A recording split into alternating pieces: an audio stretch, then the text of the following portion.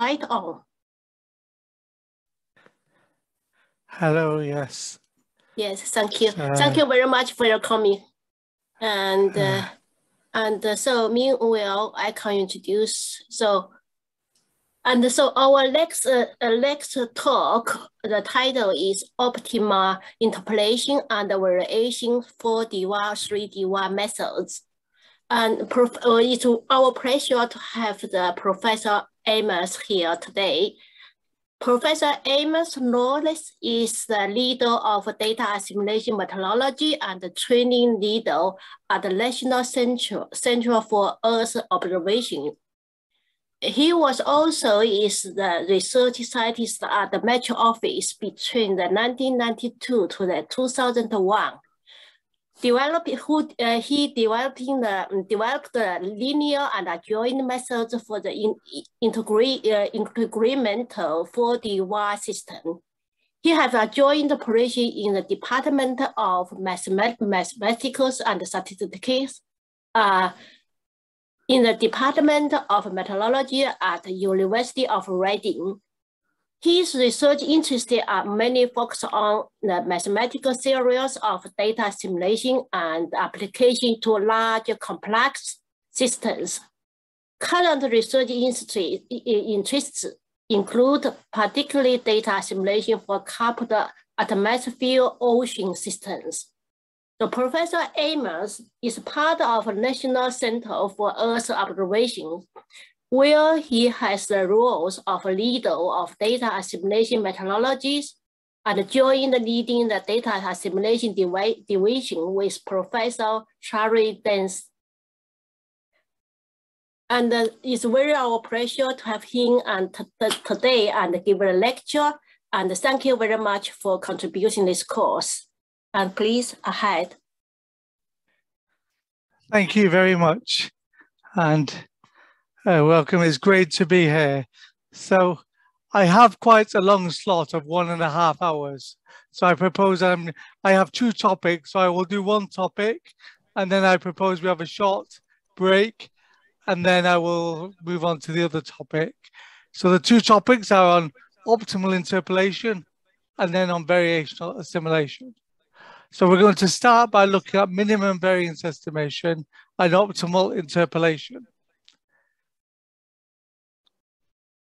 So first, just to understand where I'm coming from, okay, you've already been talking about data assimilation for a day or so, but I just want to give my definition of it so to understand where I'm trying to bring things from. So data assimilation is the process of estimating the state of a dynamical system, such as the atmosphere or the ocean, where we're trying to combine observational data with some a priori estimate of the state. So for example, from a numerical model forecast, which we often refer to as a background state. But we also want to make use of other information, such as the dynamics of the system, the non-physical properties, and particularly the knowledge of uncertainties. And treating the knowledge of uncertainties is the way that leads to this optimal, what we mean by the optimal interpolation formula, which you will have seen in different ways in some of the other lectures. So I want to start by going through a simple scalar example. So don't worry, so this the simple scalar example is suppose that we have a background estimate of the temperature in a room. I've said this room, but we're all in different rooms. So where you are, we have some estimate of the temperature in the room, say from the forecast yesterday, which says here in London at the moment, it's around 28 degrees. But then suppose we have a measurement of the temperature that says it's 30 degrees. What is our best, given those 2 pieces of information, what is the best estimate of our temperature? So we're going to make 2 assumptions, that these estimates are unbiased and uncorrelated. So what does unbiased mean? We know that any measurement, for example, or any background estimate has an error. is not perfect. So for example, suppose our measurement of the temperature comes from a thermometer. Sometimes the measurement will be slightly warmer than the truth. Sometimes it may be slightly cooler than the truth. It will never be, even if by just 0.1 degree or less, but it won't be exact. But we hope that on average, over many measurements, the average of all these errors would be 0. If not, there would be some problem with the thermometer, we would say. So that's what we mean by the fact that the estimate is unbiased. So let me unbiased here. What do we mean by uncorrelated? That the estimate, the error in our background and the error in our observation are not related in any way. They are uncorrelated. So if the background comes from a forecast, and if the observation comes from a measurement of a thermometer, there's no reason why the errors in those measurements should be correlated. So we start with these two assumptions. So given that information, what's our best estimate of the true temperature? And so what we're going to do is consider a linear assimilation. So we consider our best estimate, which we call the analysis, to be a linear combination of the background and the measurement. So our analysis temperature TA is some parameter alpha B times TB plus some parameter alpha O times TO. And the question is, given this information, how should we choose alpha B and alpha O? So we've got two parameters, so we need to introduce two constraints onto the problem. So the first constraint we're going to introduce is that we've said that our estimates are unbiased. We also want our analysis to be unbiased. The error in our analysis on average to be 0. Now, what do we mean this? Our analysis is not going to be perfect. Sometimes it might be too warm, sometimes it might be too cool. But over many analyses, we would hope that the average error would be 0. If not, there is some problem with our simulation system. So the first condition we're going to impose is that the analysis is unbiased. How are we going to do that? Well, let's take this. There's a lot on this step, but let's take it step by step. Let's assume that the true temperature is given by TT. So our analysis is going to be the truth plus an error epsilon A. And we know that our background is the truth plus some error, which we'll call epsilon B. And in a similar way, for our observation is equal to the truth plus an error epsilon O. And what we want is that the expected value of our analysis error is 0. So I'm using these brackets for the expected value, which means a kind of average or the mean over many, many cases. And we want this to be 0. So let's substitute, well, what is our expression for the expected analysis error, for the analysis error from this equation here? It's just TA minus TT. But for TA, we have our expression from the previous slide. I forgot to say, I'm happy to share these slides later in the chat. So for our analysis is alpha B TB plus alpha O TO. So we're just going to substitute that into here. The TA is alpha B TB plus alpha O TO minus T truth. Again, since I cannot see your faces, if there are any questions, then please put them in the chat or just shout out and I will try to answer them as we go along. It's important to follow the steps. So we've just here used the expression for our analysis error. Analysis error is equal to our analysis minus the truth. Now, we don't know much about the expected value of our temperature, our background and our observation, but we do know something about the expected value of their errors. So we want to convert this expression to, instead of being in the terms of the temperatures, to be in terms of the errors in the temperatures. So I'm going to play a trick. I'm going to here subtract alpha B times T truth and add it back onto the expression here. And I'm going to subtract alpha O times T truth, and I'm going to add it back onto here. So these two, the second line and the third line, are just identical. I just added and subtracted something. Why do we do this? Because if we look now, we have TB minus T truth here, and that equals our epsilon B, our background error. And we have a TO minus T truth, which is our observation error.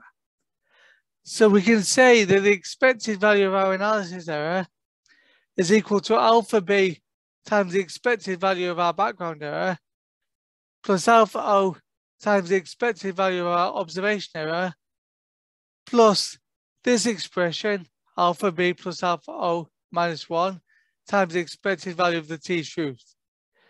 I've taken these expected value signs just around the random variables. The alpha are not random variables, so we can bring the alphas outside. And also used here the fact that the expected value of a sum is the sum of the expected values. So this is an expression for our analysis error. So what we want to do is ensure that the expected value of our analysis error is 0 for any value of the truth. Now these terms in red, because we've assumed that our background is unbiased, this term here is 0. And because we've assumed that our observation is unbiased, then this term here is 0. And therefore, in order to ensure that the analysis error, epsilon A, is unbiased for any value of T truth, we need this expression in the brackets here also to be 0. We need alpha B plus alpha O minus 1 to be 0, or alpha B plus alpha O equals 1. So that takes away 1 degree of freedom. We now, if I take, in other words, alpha O equals 1 minus alpha B. So I substitute that into the expression we had before, and we have TA is alpha B times TB plus 1 minus alpha B times TO. So we have that we have 2 degrees of freedom. We have these 2 parameters to estimate, alpha B and alpha O. By forcing the fact that we want the analysis to be unbiased, we've now taken away 1 degree of freedom, and now we have to choose. We just have that our analysis is this expression here. But this will be unbiased for any value of alpha B. So which is the best value of alpha B to choose? So here we're going to need another condition. And how are we going to choose that? Well, let's think, for example, in 1D, suppose I have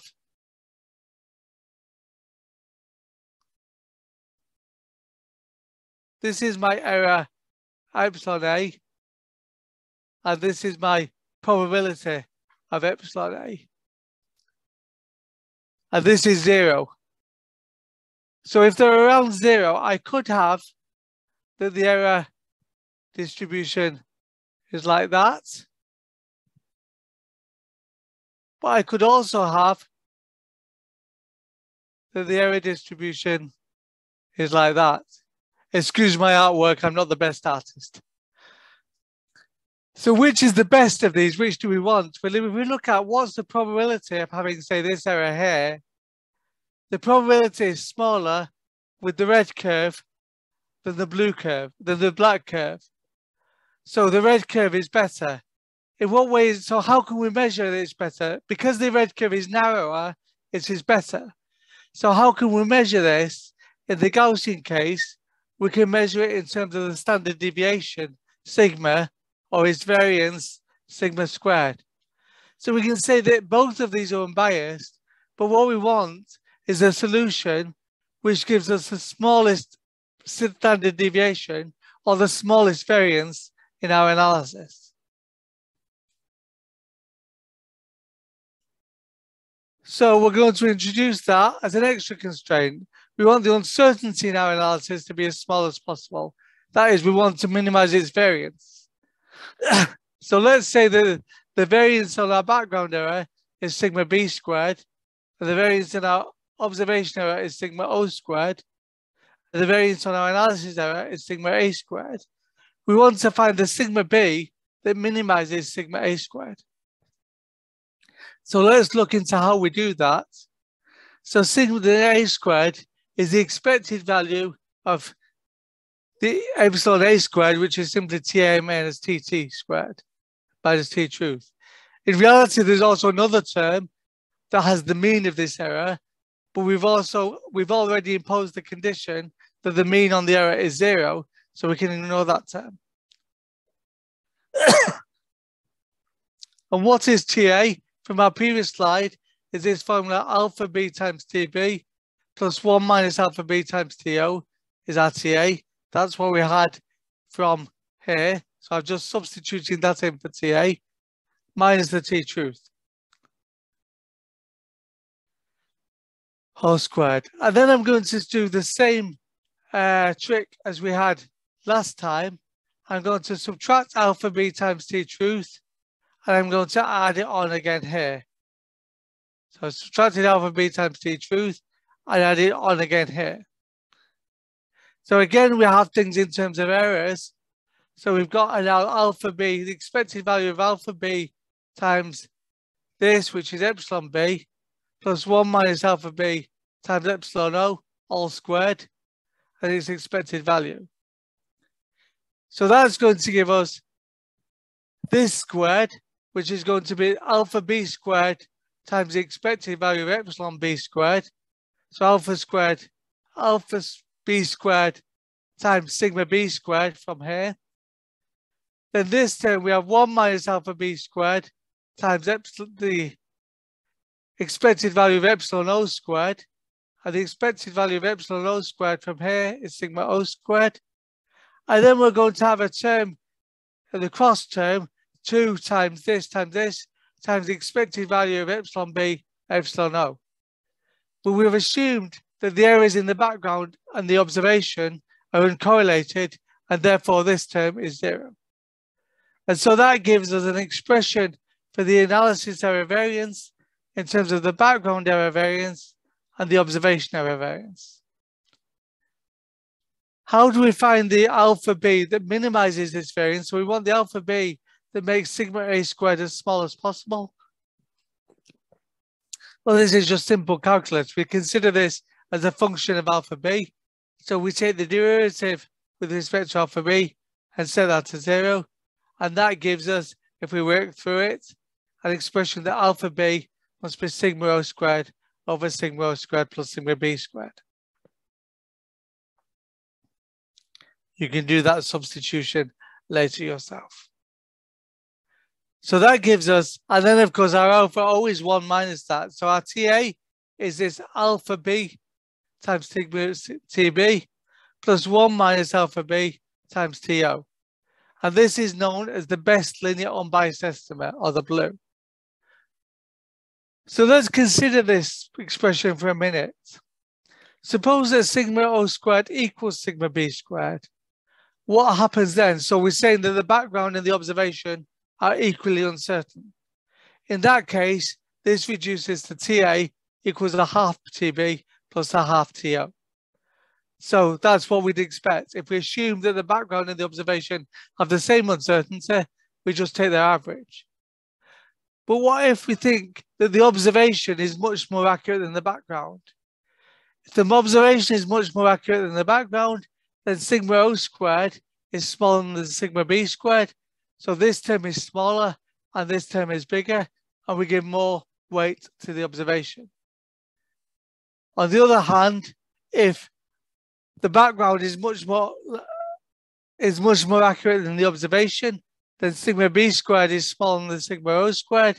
So this term is small, and this term dominates. So you can see how this is a weighted average, saying if we have the same uncertainty in both, then we'll just take the average. But if we know something about the uncertainty in the background or the observations, we can weight towards one or towards the other. And this is why it's the best linear unbiased estimate. Why? Let's pick this apart. It's a linear estimate because we're taking a linear combination of the background and the observation. It's unbiased because using our first criterion, we've ensured that the analysis is unbiased. And it's the best one in the sense that it's the one that minimizes the least squares. It minimizes the variance in the analysis. And we can actually show, if we go back to this, our expression for sigma A squared here, and substitute in the optimal alpha B we found, then we find that sigma A squared equals this. And you can show that that is actually smaller, or this should be less than or equal to the minimum of sigma B squared and sigma O squared. In other words, on average, the analysis is always at least as good as your most accurate piece of information that you're putting into the system, whether it's the sigma B or the sigma O. Whichever is the most accurate, your analysis is at least as good as the most accurate piece of information on average. So before I try to generalize this, are there any questions on that, or is anything unclear?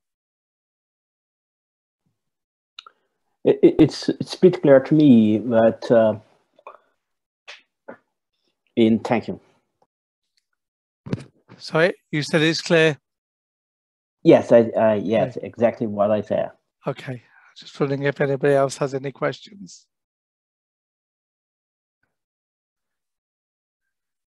We're happy with that. Okay, so please do shout out or put them in the chat. There's something in the chat. So let me see. Totally clear. Okay. So let's try to generalize this now to when we've not just got a scalar, but we've got a whole vector of observations and a whole vector of the states.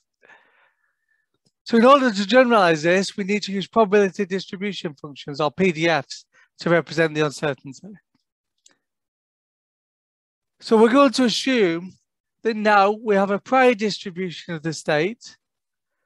We're going to use Bayes' theorem, which you may have come across already in this thing. Bayes' theorem, which says we have a prior distribution of the state, X. So we have some kind of state X that we're trying to estimate. So this was our temperature in the previous one. And we've got some prior probability distribution of the state given by Px.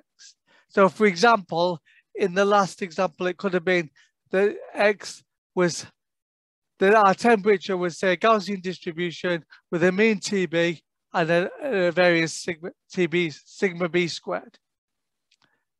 And we have a vector of observations, Y, with conditional probability of P of Y given X. So this was like on the previous scalar example, that the observations were TO with some, say, Gaussian distribution with mean TO and variance sigma O squared. And what we want to know is the probability of our state given the observations. And Bayes' theorem tells us that the probability of our state given the observations is equal to the probability of the state times the probability of the observations given the state divided by the probability of the observations. So let's just pick this apart a little bit. This is what we want to know, and what we call the posterior distribution is the probability of our state given the observations that we have. And we have two inputs into that, what we call our prior or our background, the probability of our state, the information about our observations, which we call the likelihood. So that's the probability of our observations given the state, and divide by some normalizing constant, the probability of the observation. Now, these two, the prior and the likelihood, we can usually come up with some information about. It's very hard to come up with some information about the normalizing constant, but since this doesn't depend on X, which is what we want information about, we can usually find a way of ignoring this, which I will show in a moment. But let's see, first of all, what this means. So suppose we had, let's just consider a few examples. So suppose our prior, suppose this is the probability of, say, the temperature, this is the probability on the y-axis of the temperature on the x-axis. Our prior tells us that the temperature, is most likely temperature, is -1 degrees. But our likelihood, our observation, says it's +1 degrees. And since these are both, these both have the same width, we're saying that they have the same uncertainty. And so when we just multiply one by the other, I'm ignoring the constant for a moment, if we just multiply the values of the dotted curve by the values of the blue dash curve, we get the red curve, which is our posterior, which says that the most likely value is the value in the middle, which is 0, which is what we would expect. However, what happens if we have this? Now we have that the prior says it's around 3 degrees, whereas the likelihood, the observation says we have at 1 degrees, but the likelihood function PDF is much narrower than the prior. So our observation is more certain than the prior. And so we still get some average between the two because there's still some information in the prior, but you see now that the posterior goes more towards the likelihood and more away from the, is closer to the likelihood than it is to the prior. And here's another example. Suppose our prior is bimodal. So we don't know whether the prior says there's an equal probability of it being +2 or -2, but our likelihood says that the observation here and is almost definitely positive. Then you see that when we multiply these two functions together, we get the posterior, which gives us this red curve here, which says we're definitely positive. So you can see how by looking at these examples, this just multiplication of the prior and the likelihood give us the kind of information we would expect. However, this is very easy to see in one dimensions, but in practice, we've got very high dimensional probability distribution functions. So is this a question? Is it correct that the second example, the standard deviation of the posterior is not smaller than the minimum between, let me go back a bit. I think the standard deviation is, it might be smaller, it might just be the plotting way. I think the standard deviation of the likelihood should be less than or equal to the standard deviation of the posterior. If it appears, it may be equal to it in this case because there's such a difference in the things. But to be honest, I'm not sure on this one because it's bimodal. So I'm not sure how much the scalar example carries, but it should be at least as good as the posterior. So, at least as good as the likelihood, sorry. So that the analysis is at least as good as your observation. So in practice, the PDFs are high dimensional. For example, in numerical weather prediction, we have 10 to the 9. States of order 10 to the 9. So we cannot possibly calculate the full PDFs. So we either need to calculate an estimator based on the PDFs, such as its mode or its mean, or to generate samples from the PDF, which is what some nonlinear assimilation methods like particle filters do. But I'm going to assume, let's look at what happens if we assume everything's Gaussian. So the normal thing we do in practice is to assume everything's Gaussian. And in that case, the PDF is defined solely by its mean and its covariance. So in that case, the prior PDF is given by this expression here. So what we assume is that the prior has a mean of XB, which is our background, and a covariance matrix B. This indicates the determinants of B, and this N here is the size of our state. And so this is simply, if you're familiar with the Gaussian curve, this is simply the multimodal expression of a Gaussian curve. That our prior is given by this expression, where we have a proportional to this. Essentially, it's a squared term. In a scalar, this would be x minus xb squared divided by the sigma b squared. And you can show in the scalar example that what we derived is equivalent to this. And we assume that the observation of the likelihood is given by this, where we have the mean of our observation minus state difference is 0, and we have a covariance matrix R of the observations. So this, I don't know if you've come across this yet, the observation operator H.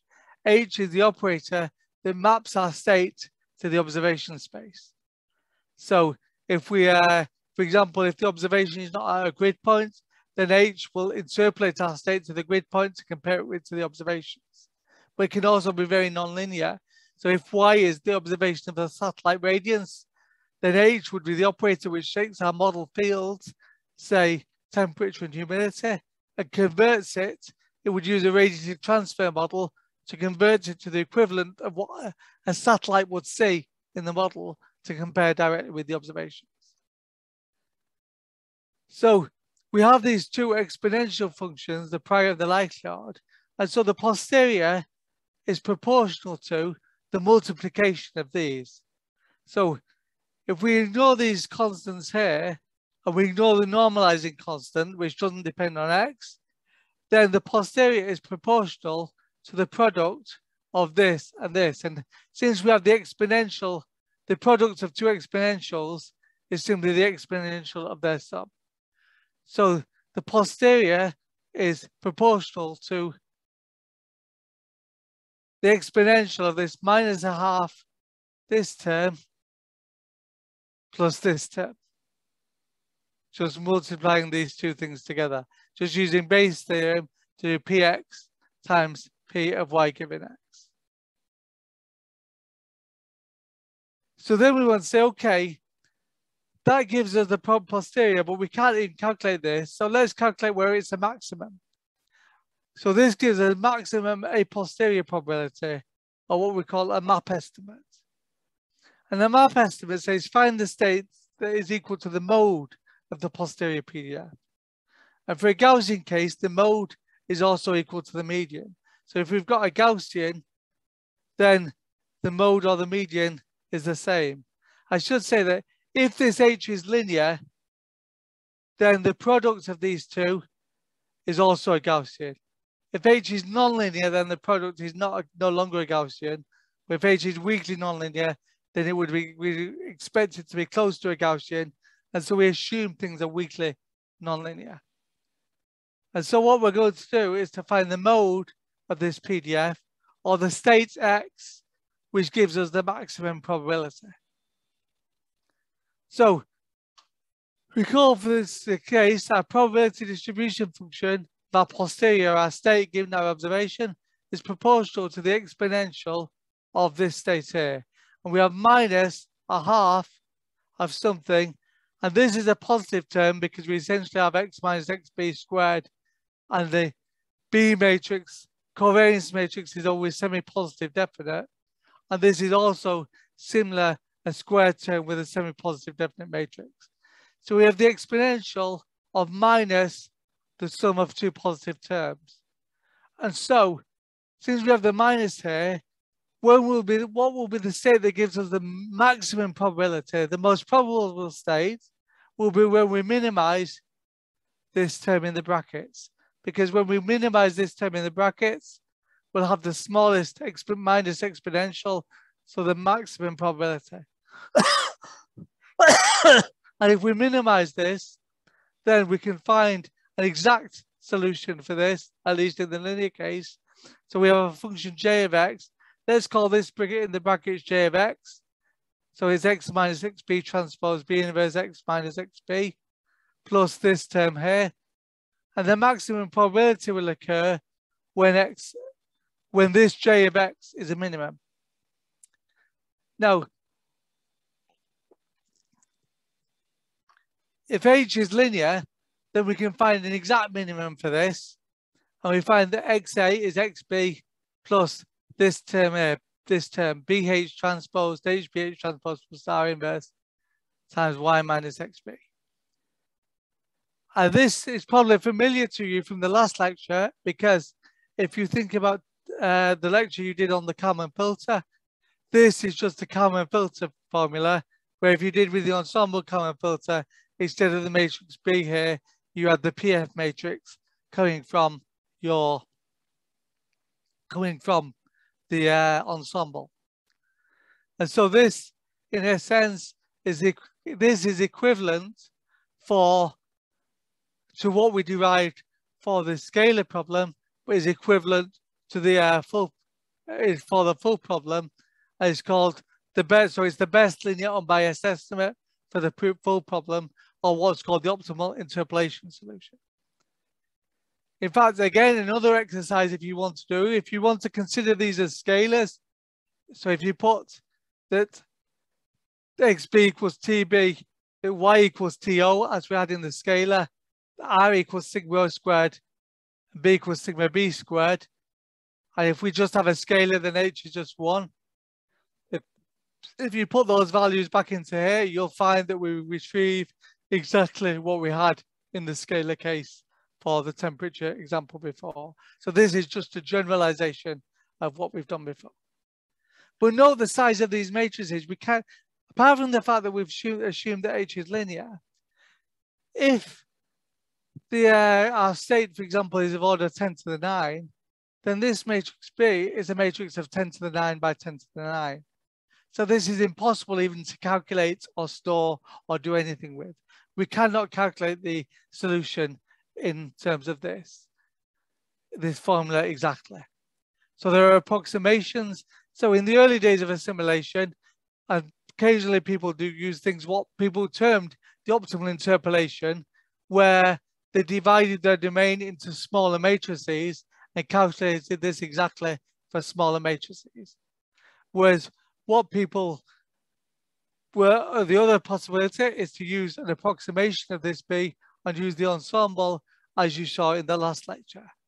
In my next part, the second part of my lecture, we'll look more directly at variational methods where we're going to minimize this exactly.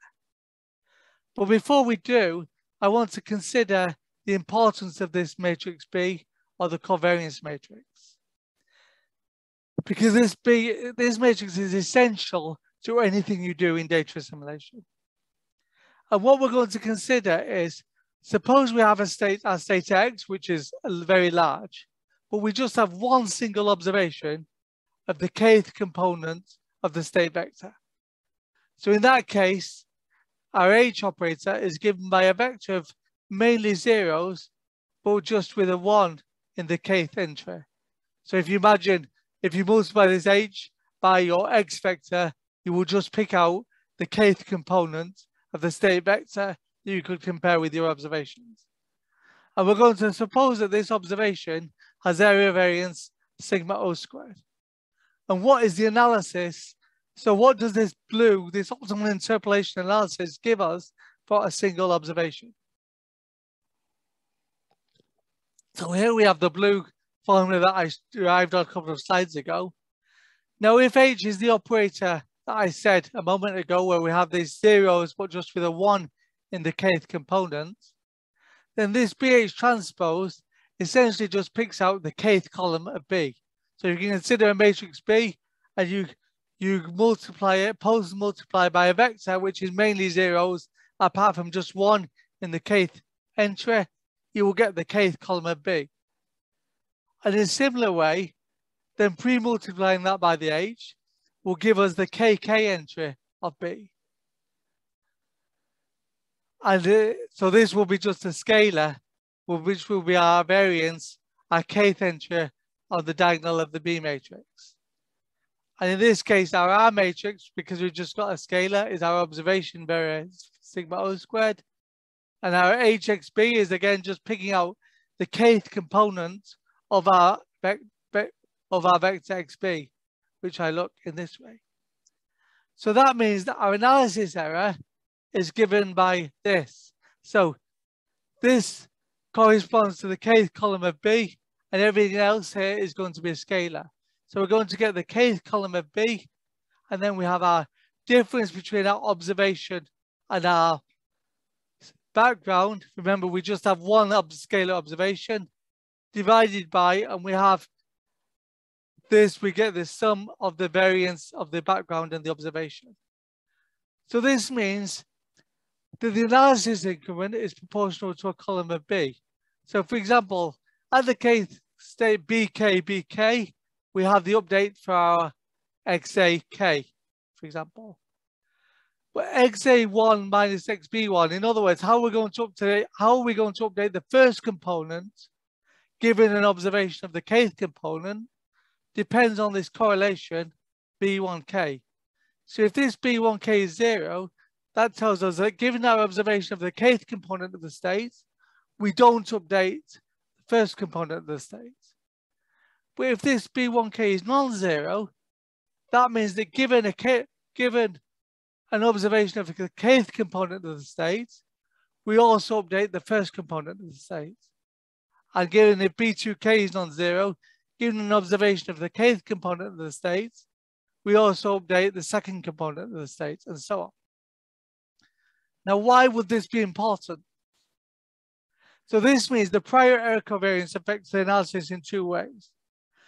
First, it determines how an observation at one point influences the analysis at nearby points, and it determines how an observation of one variable produces analysis increment in a different variable. So let me explain what I mean by that. Suppose K is an observation of temperature at one point, our kth entry. And suppose our first entry happens to be temperature at a nearby point.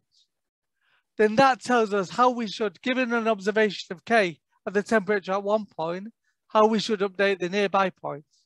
And this is what allows us to give smooth increments in our analysis field. So rather than just having a spike of an update where our observation is and nothing anywhere else, we can change the field at the observation point, but also have a smooth field around it so that we don't create problems in the analysis and we have a smooth increment to the temperature field.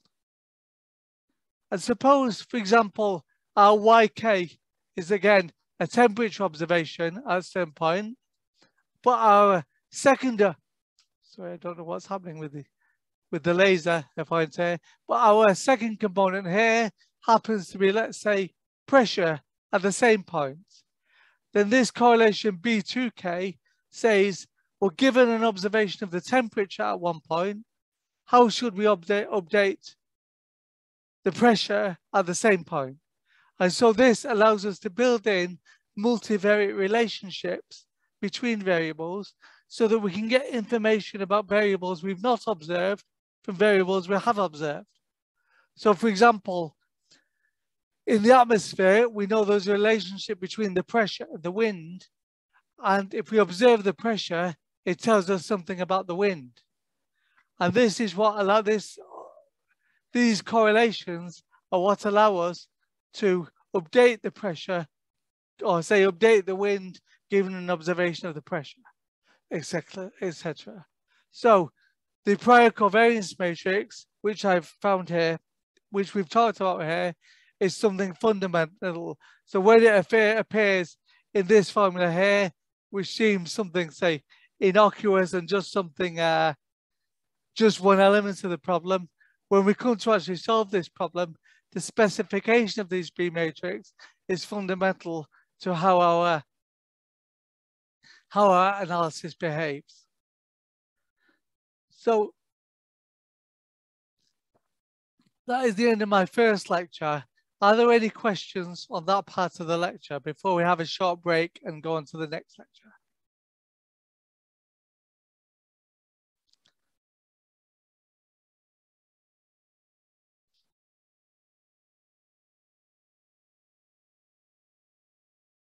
One in the chat. In the OI derivation, it looks like we didn't assume the Gaussian, but in Bayesian derivation, we assume the Gaussian. I assume you mean in the OI derivation for the scalar. So in the scalar derivation, in a sense, there was a kind of assumption of Gaussianity because we were assuming that we were just looking for the variance. So we assumed that we just knew about the variance of the temperature of the background in the observation. And the only thing we were trying to do is find the solution with the smallest variance. So we were not considering any higher moments than the variance in the scalar case. And it's similar here that when we had this derivation of the blue in the optimal interpolation in the full thing, we're assuming the Gaussian for the prior and the likelihood, and then multiplying them together gives us another Gaussian in the linear case. Whoops. Does that answer the question? Okay. Any more questions?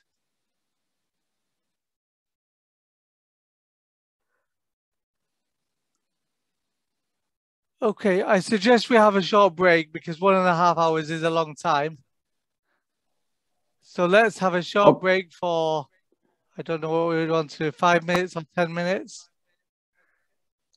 Okay, yeah, we can come back in 10 minutes, okay? 10 minutes, so at 3:55, whoops. Yeah, 3:55 London time. Okay. Okay. Thank you. So I'm having problems. I don't know if what you're seeing now because I'm having problems with my Windows. Let me just stop sharing. We'll come back in. We'll come back 3:55 UK time. Thank you. Yes, you can go ahead, please. Thank you. Okay, so now I want to look at a particular kind of scheme called variational data assimilation, which is widely used in weather prediction. So let's consider first where we got to from the start, from lecture 1. So we're assuming we have a prior estimate of the state XB with error covariance matrix B, and we've got observations Y with error covariance matrix R. And we found that our best estimate of the state can be found by minimizing this function, which we often refer to as a cost function. So in variational data assimilation, why do we have that?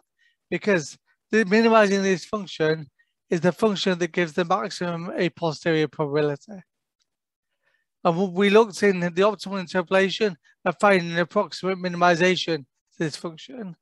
What we're going to do in variational assimilation is to try and minimize this function directly using numerical methods. So we consider two main algorithms. So in other words, instead of finding the analytical solution to what's the minimum, we take this nonlinear least squares function, and we're going to try to find its minimum using optimization algorithms. Sorry, have I not shared the screen?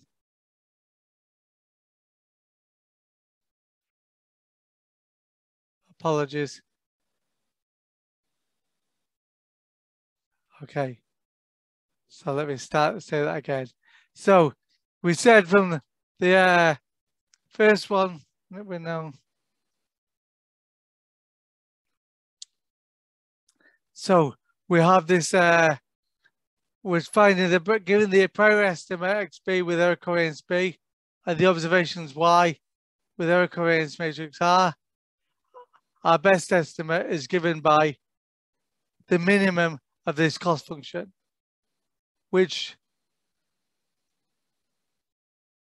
if H is linear, we're reduced to this. But what we're going to do in variational assimilation is instead of finding this approximate solution or the analytical solution, we're going to minimize this function directly. A reminder of where this comes from. We want to minimize this function. Sometimes we put the half in front of it, sometimes we don't, but the x that minimizes this is still the same. This is going to give us, the x that minimizes this is going to give us the maximum a posterior probability solution. And so we'll consider two main algorithms, three-dimensional variational assimilation, or 3D-VAR, which is where we consider three space dimensions, a four-dimensional variational assimilation, or 4D-VAR, where so-called because we have 3 dimensions in space, plus we've got time as the fourth dimension. And in this case, we include the dynamical model, so our evolution of our model within the observation operator or within the observation term. And it's easier if I present 4D VAR first and then present 3D VAR as a variant of this. So 4D VAR is the idea is to find the best estimate of the true state of the system, the analysis, consistent with both the observations distributed in time over some kind of time window and with the system dynamics. So we can consider our observations over some kind of time window. And in the atmosphere, this is, to give you an example, is often 6 hours or 12 hours. For ocean models using these schemes, it's often a few days. And we consider we have some background forecast at the initial time T0, our background state, And so if we run the model, we get this red curve, and we don't fit the observations very well. So what we want to do is to find another solution here, which is close to the background, but such that when we run the model, we get close to the observations throughout the trajectory, throughout the window. So our model trajectory best matches the observations. And so we're going to set up a least squares function of the same sort that we've seen coming from the Gaussian derivation that we saw before, where we're trying to find the x0, which is close to the background, but such that the trajectory is close to all the observations over the time window. And so that gives us a function similar to what we had before, where we have two terms, but now we need to consider the times. So our subscript here is the time. So we're considering trying to find our initial state x0 over this time window, such that we're close to the background. So we measure the distance to the background in some kind of a square term, weighted by the inverse of its covariance matrix. And then we've got the sum over the whole window of all these observation terms, where we're comparing the state at the observation time, so the state xi, not just x0, interpolated to the observation space, comparing that with the observations. And this weighted by the inverse of the covariance matrix of the observations at the correct time. Now, the thing is, if this is xi here, how do we get the x0? So we can consider, for example, if we've got a yi here, so the xi would be the blue trajectory at this point. How do we get xi from x0? By running the model. So this is all subject to the fact that we have some nonlinear model, xi plus 1 is some nonlinear function model mi acting on xi. So if we introduce that, then we consider that even though we're trying to fit the observations all the different times ti through the window, then given any x0, we're able to calculate all the xi's using the model, calculate the blue trajectory on the previous slide, and able to calculate the value of this observation term throughout the window, and therefore the cost function. If we consider that everything just at one time rather than over the time, so we don't use the model, and we just try and fit up everything at one time, that's what we call three-dimensional variational simulation, or 3D bar. So what we're going to do is, so this is essentially a generalization of the function that we saw at the end of the last lecture. Now, how are we going to minimize that? We're going to use numerical minimization methods. So I'm not sure how familiar these are to people. Well, these are particularly gradient descent methods are iterative methods where we use an iteration, and each successive iteration is based on the value of its function and its gradient at the current iteration. So we start from some space here. Suppose these are the contours of our cost function j. We start at some value here. We calculate the cost function and its gradient at that value, and that gives us an updated value. So we start at some value here. We calculate the cost function of the gradient here, and that gives us a step in another direction, which gives us a new point. And then we calculate the cost function of the gradient at the new point, and that gives us a new point. And we carry on iterating until we converge. So we have some kind of iterative scheme where we're trying to estimate the initial states x0, and our k plus 1 iterate is equal to our kth iterate minus some step length times a function that depends on the value of j and its gradient. So an example of this is the Newton method, but the Newton method is too expensive to calculate for big problems. Now, if we say on each iteration we need to calculate the function, the value of the function and its gradient, well, calculating the value of the function is easy because we can run the model, as we said here. And if we can run the model from given any value of x0, we can run the model to find xi through the window. We can calculate this term, we can calculate this term, so we can calculate the function. The problem is, how do we calculate the gradient of the function with respect to x0? When we've got all these xi's in here, but we need the gradient with respect to x0. So that's the problem, and this is where a trick called the adjoint model comes in.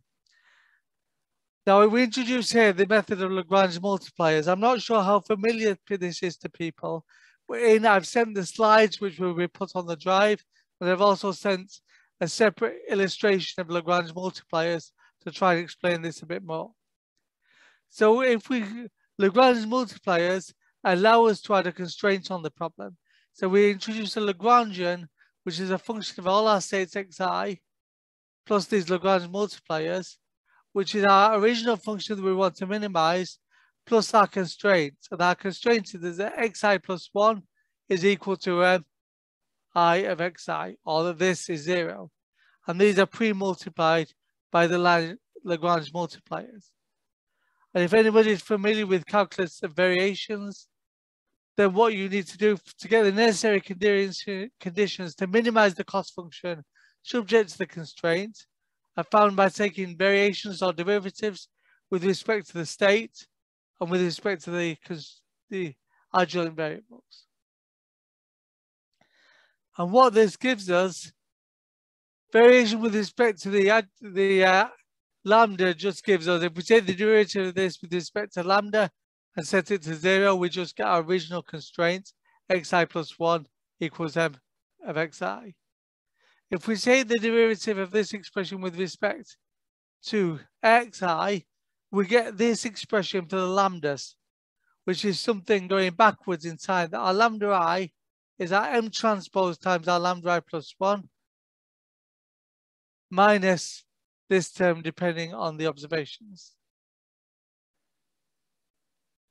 Now, I probably don't have time to go through explaining in detail that, but what it means is essentially, what we can show is that this lambda I, once we go back to lambda naught, essentially gives us the gradient of the observation part of our cost function. So what we can do is, if we start with our lambda at time n plus 1, we apply this m transpose to go to n, and if there's an observation at that term, we add on this part. We then go backwards to time n minus 1. If there's an observation at that time, we add on this term, and so on. And we find that if we're going back to this, then by the time we are back to the initial time lambda naught, that gives us the gradient. We can relate that directly to the gradient of the observation part of our cost function. And so that means just by running one run, and what these lambdas give us, so this lambda is, suppose our x is say x1, x2, x3, and so on, our lambda will be a vector of the gradient of j with respect to x1, the gradient of j with respect to x2, and so on. And so by just doing this backwards, running this adjoint model backwards, we get this vector lambda naught, which gives us the gradient with respect to all our variables. And this is what allows, in practice, variational methods to be introduced. Because if our vector x is, say, of size 10 million, to calculate the gradient of j with respect to 10 million variables, you would need to perturb all those 10 million variables. Where instead, with one run of the adjoint model in this way, you get a vector lambda, which gives the gradient with respect to all those 10 million variables. Just as an aside, here I've got here a linear m and its transpose, and a linear h as its transpose. So what we need to do is to linearize the observational operator and the model, and then find their transpose. Now, I don't have time to go into detail about how you do that, but just to give the concept of what they are.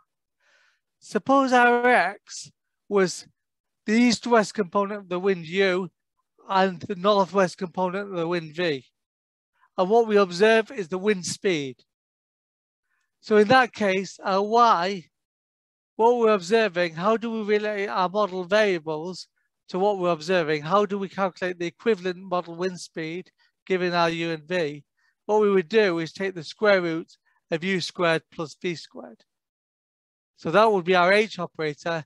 So given an observation of the wind speed and given our model state U and V, we can calculate the equivalent model wind speed from our model field and compare that directly with the observations. Our linear operator essentially just takes the derivative of this with respect to the different components. So this, in this case, it will be dh du, dh dv, which works out to be this. So the linearization of the observation operator and the model that I showed on the previous slide are simply the derivatives with respect to the variables. When it comes to finding the derivative of m, the model m, is a bit more complicated, but the concept is the same. And that allows us then to find this adjoint model and this adjoint equations. So where does that help? What we've said is what we're trying to do is to minimize this cost function with respect to x naught, subject to this constraint, where all these are in terms of the xi. And for any minimization algorithm, we need to be able to calculate j and its gradient. So to be able to calculate j, all we need to be able to do is run the nonlinear model here, substituting all these xi's, and that will allow us to calculate j. How do we calculate the gradient of j? Well, we've shown by using this concept of the adjoint model, we can run one run of the adjoint model backward in time, and that will give us the gradient of j with respect to the initial conditions x naught. So let's give an example, sort of pictorial thing here. So what we're doing in this iteration algorithm, say something like a conjugate gradient algorithm we may use. We start our quasi-Newton algorithm, and the kind of optimization or minimization algorithms. We start with some guess x, we run our model m, and we calculate our jx. And in between, we write out these observation increments. What do I mean by that? If you look at these observations, when we run the adjoint model, we have this hx minus y. We could have it as y minus hx that we need to import out each time. But we already need to calculate those anyway when we calculate the cost function. So instead of calculating them twice, when we calculate the cost function, we're going to keep them for using the adjoint model. So we run, given the value of x, we run our forward model that calculates j of x, but we keep these observation increments. Then starting at the end time, we can run the adjoint model using these observation increments, which will give us our gradients of j. We feed that into our descent algorithm, so our, say, quasi-Newton algorithm or whatever, our iterative algorithm, and that gives us a new iteration, x. So we feed j and grad j at the current iterate into the descent algorithm, and that will give us our x, say, from xk, give us our xk plus 1. We then repeat the process, forward model and adjoint model, which will give us a new iteration, and so on. And repeat that until we converge. And we may do, I don't know, 30, 40, 50 iterations of this, for example, until we converge. So you can see that the 4D var is quite expensive. On each iteration, we need to run the forward model to calculate our cost function and the adjoint model to calculate our gradients, and then we can run the descent algorithm. So since this is so expensive, so before I go on to that, is the concept clear? Because I realize I'm skipping over a few details here because I don't have to go time to go everything in terms of the adjoint model. But if there are any questions on the concept so far, then please do put them in the chat. I'll shout out.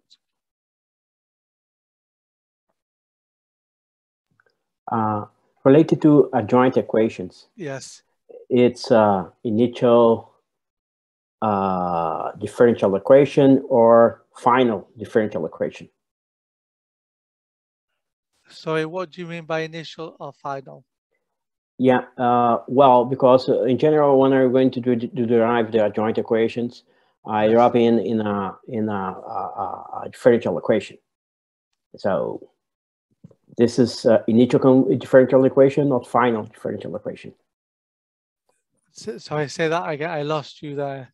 See that? Okay. Repeat that. When you are deriving Yes. the adjoint equation, Yes. we can drop in differential equations. Yes.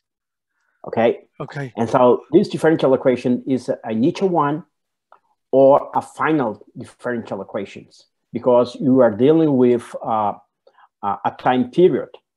Okay. Started from one time and finishing another. Okay. But the equations that you use would be the same.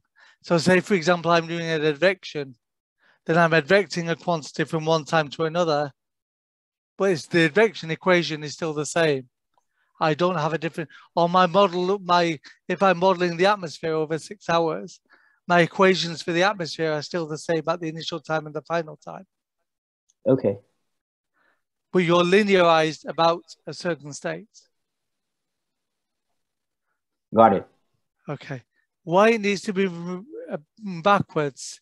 One way of thinking about this is if you have, for example, the transpose of a product, then you can consider that to be the product of the transpose in reverse order. So let me see if I can write this. I'm just trying to bring up my OneNote again. I don't know if that... And in another slide, you said we have the two directions. Sorry? In another slide, you have two directions. Yes. One so why is it backwards? Yes. Yeah, so, the backward, it's right. Yes. That's exactly right. Yes. So it comes from the fact that if I consider my forward model as something like, you can see my drawing screen now, can't you? Yes. If I consider my forward model as M3, M2, M1, and suppose I take the transpose of that, that equals M1 transposed, M2 transposed, M3 transposed. So what you consider each of your model time steps as, if I say I apply first M1 and then M2 and M3, if I want to do the transpose of that whole process, I first need to apply M3 transposed, then M2 transposed, and then M1 transposed. Is one way of thinking about it. Yeah. That's exactly. Just to take a picture, that the forward model is an initial condition problem. Yes. But the adjoint equation, it's a final differential equation. Yes. Okay. Yes. That's my point. Okay. In that sense, yes. Okay, I understand that now. I understand the question. Yes, you're right. But thank you. Thank you. Yes.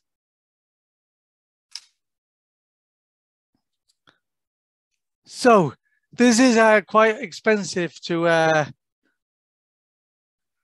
illustrate, to implement. So what people have done in order to implement it in practice is what's called incremental 4D, where what we're going to do is, so we've got the same thing as before.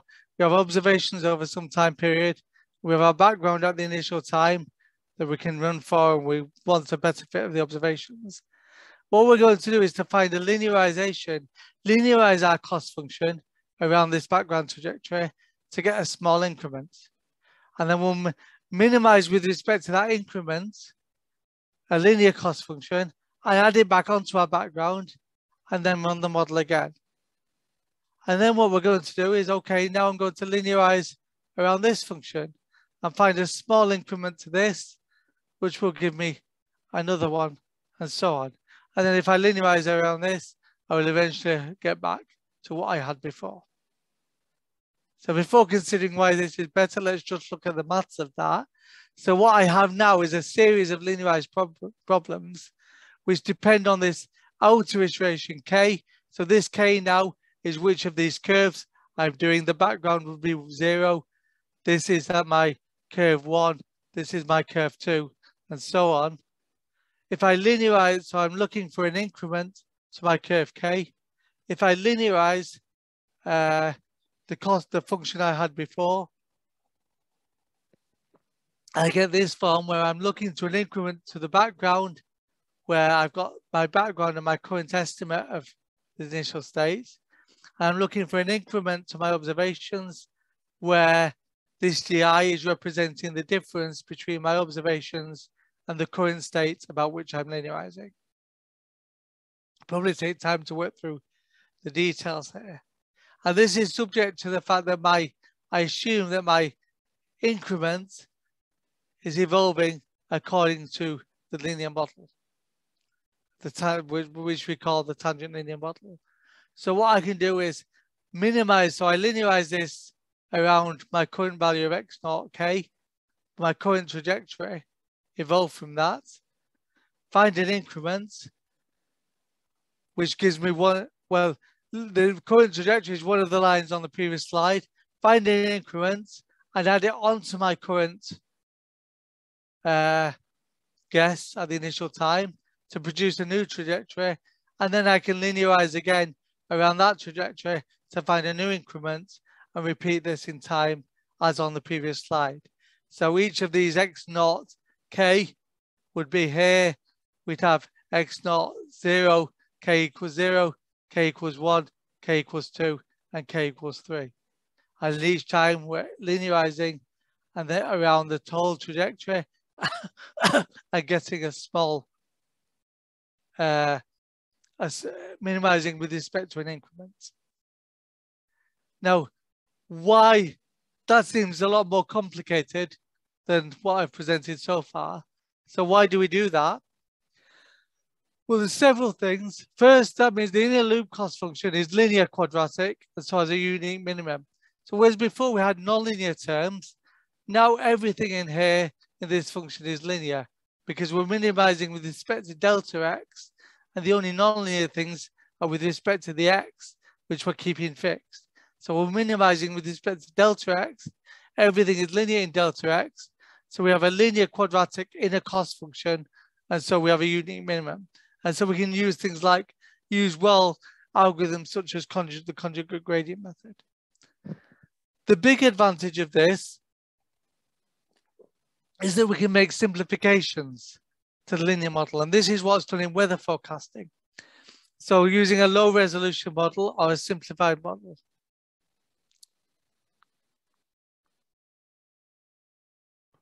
Sorry, I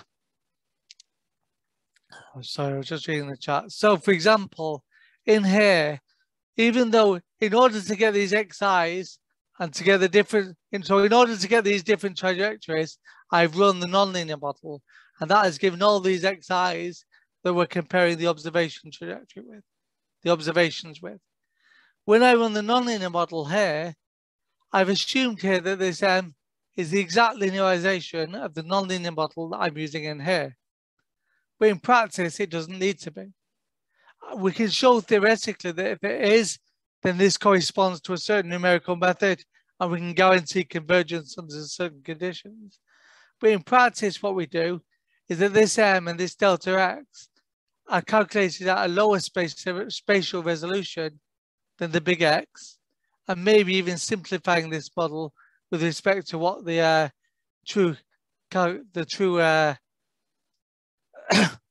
with respect to what the true linearization would be. And so by introducing approximations in here, so this gives us an approximate delta x, and if it's at a low resolution, when we add it back on here, we need to interpolate back to the high resolution. So it's giving us a very approximate algorithm, but it's giving an algorithm, which means that we only have to do this iteration of the linear model and the adjoint model with the simplified model or the low resolution model. And this means that in practice, even when we have very high resolution models saying whether an ocean prediction, we can just use this low resolution in this step to get a cheaper way of solving the 4D var problem, which allows us to implement something operationally. Of course, then that means it's not exact. So we've shown that if we do have the exact linear model, it's equivalent to what's called a Gauss-Newton algorithm, and we can prove certain convergence results about this. But if we have these approximations, it's hard to prove that these outer loops will converge. However, in practice, I mean, this is used in several operational centers. So for example, ECMWF and the Met Office both use this incremental 4D VAR for their weather prediction. And in practice, these, what we call the outer loops, so updating the state and then running the trajectory again, we run very few of those. So the Met Office only run one of those. I think ECMWF run 3, because this is the expensive step. It requires running the nonlinear model, which is expensive. So in practice, we run very few of these full resolution outer loops, and we rely on the work of this linearization problem at the lower spatial resolution. We rely on this to do most of the work of getting a good analysis, or as best analysis as we can. There is an even more extreme version of approximating this model, which is called 3D FGAT, 3D first guess at appropriate time, where we replace the linear model with just the identity. So in other words, we still have the nonlinear model in here, where we're calculating the difference between our model trajectory and the observations.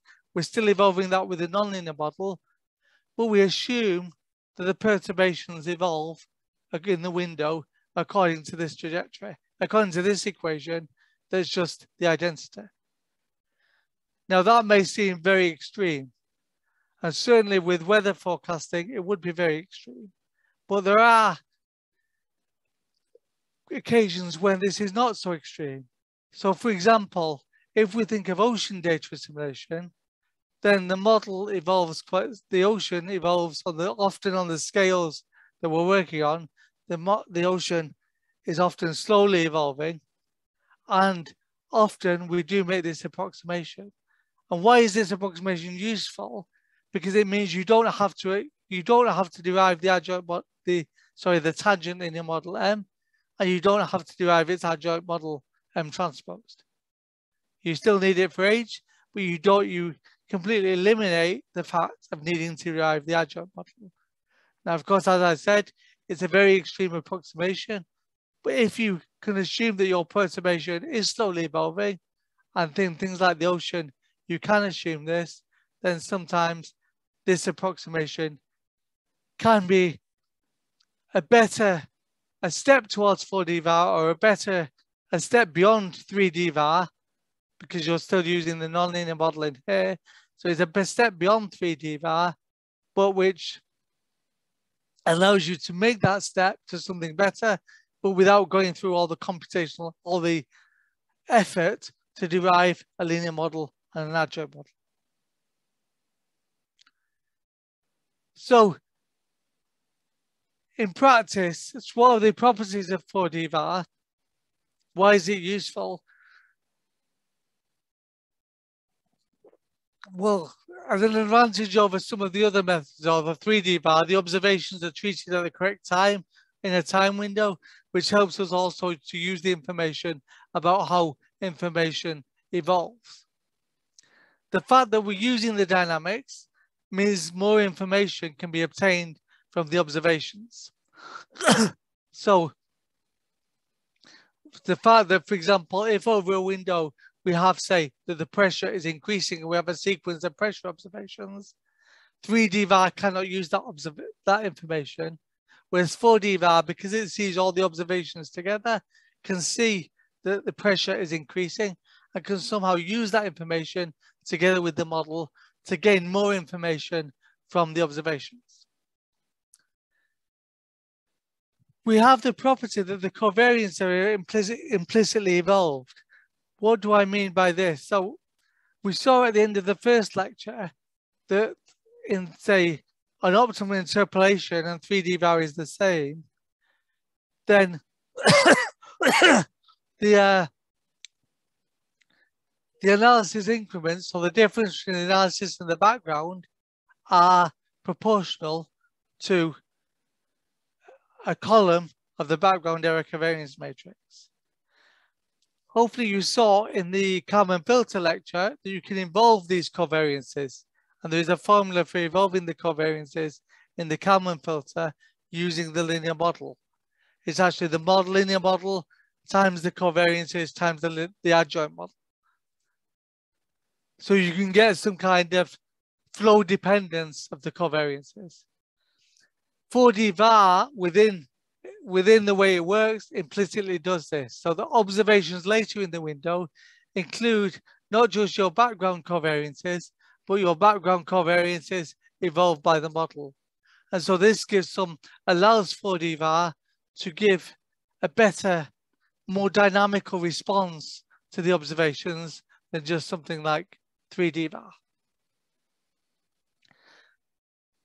There are ways also now of hybrid methods, but of course, well, let's say 4D var, of course, then every time you run another window, you start from the same covariances as the 3D var.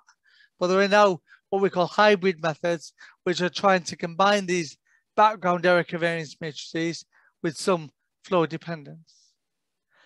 The standard formulation assumes the model is perfect. So what do I mean by that here? That where we have run the model and taken the difference between the model and the model trajectory and the observation. Say, if we go back to this picture, when we say the difference between the model trajectory and the observation, we're assuming that's all to do with observation error. But of course, if our model is not perfect, we start from X here and we're running for a few time steps, it may be that some of the error here is due to error in the model rather than error in the observations, which we're not accounting for. And there are ways now of what's called weak constraint 4D var, where we can relax that assumption, where we can also estimate, allow for the fact that the model is in error at each of the observation time, and try to estimate the error in the model as well as the initial conditions. And a final comment, in practice, developing these linear adjoint models can be very complex, but can be done at the level of the code. So these linear models, I showed about how you linearize a simple analytical expression of an observation operator. You can actually take your nonlinear model code in, say, Fortran or Python, and just linearize your code. There are certain instructions of way to do it. You can even get automatic packages to do this, and you can produce your linear and adjoint models in a fairly automatic way. But when you get to big models, this can be quite complex and quite intensive in terms of how much effort you would need to put into it. So for example, in my previous work years ago at the Met Office, I spent several years working on the linear and adjoint models. But now there are all these packages that do help with that. And so this is one of the things to consider when you're considering what kind of scheme to develop for yourselves. And I think I will end it there, but I've left also in the thing, reference in the slides, some references to the variational methods to be able to follow this up further. Well, I'll stop there. Thank you. And if there's time, I'll take any more questions.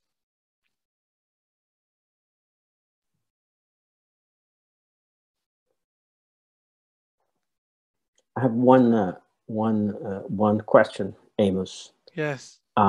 Because you are dealing with a kind of giant matrix, isn't it? Yes. And so there is some kind of assumptions to deal with. I mean, we're considering some matrix structure like diagonal block matrix or something. You mean for the which matrix, for the background matrix or for the model? Yeah, example. Sorry? Yes. If which you one? For the B or for the M?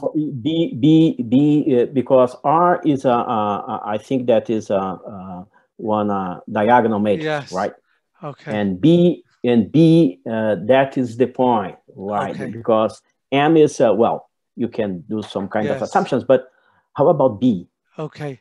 So what we actually do is a trick. So we introduce a new variable. So what we need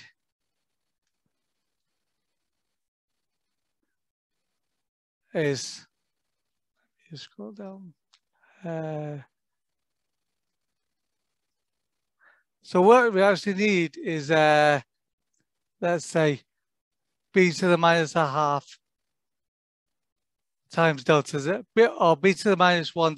What we need is something like delta z delta x transposed b inverse delta x.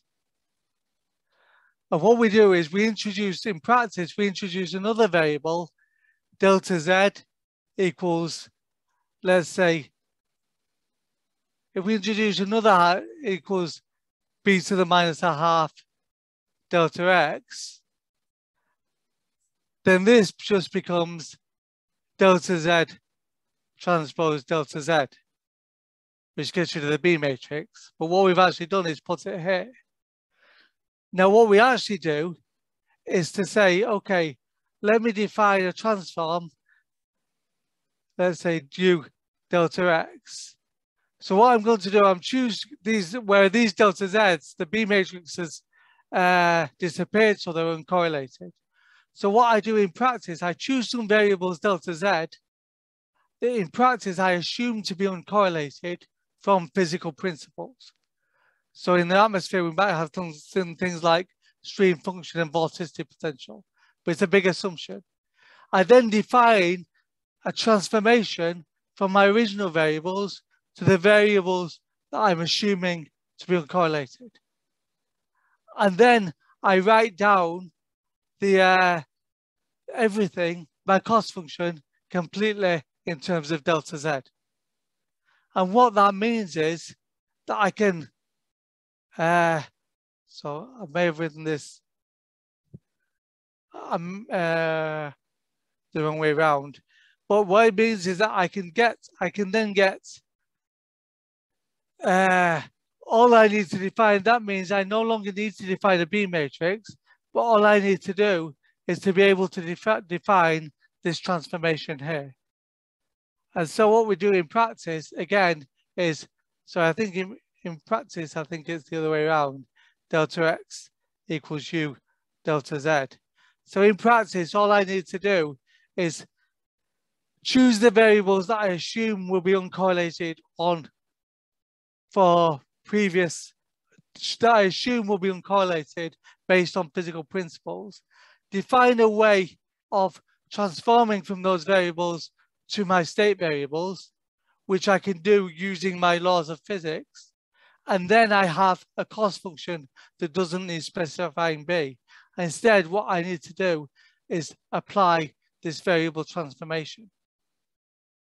Now, of course, there's a lot of assumptions in there that these really are uncorrelated and that you really have a proper transformation. But this is the essence, in a sense, that it avoids us ever having to calculate a full matrix B, because this can be written not as a matrix, but as a series of transformations. I don't know if that makes sense. Oh, that's okay. Now, just I'd like that you comment some kind of simplifications that in practice you need to assume. And thank you. Okay. Thank you very much for your talk. Very nice, and I think we are very enjoyable. And thank you again for your contributions. And as you suggest, I put your slide on the chat room. And if anyone have any issue to download it, please let me know. I can send the email. Okay. Great. Okay, thank you. Thank you very much for having you here today. Thank you for the questions. And enjoy your holiday. Bye. Thank you. Okay.